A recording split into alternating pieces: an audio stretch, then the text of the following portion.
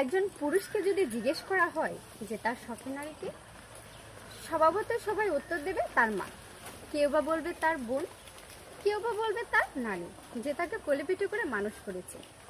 কিন্তু কেউ আর বলবে না যে তার শখের নারী হচ্ছে তার বউ।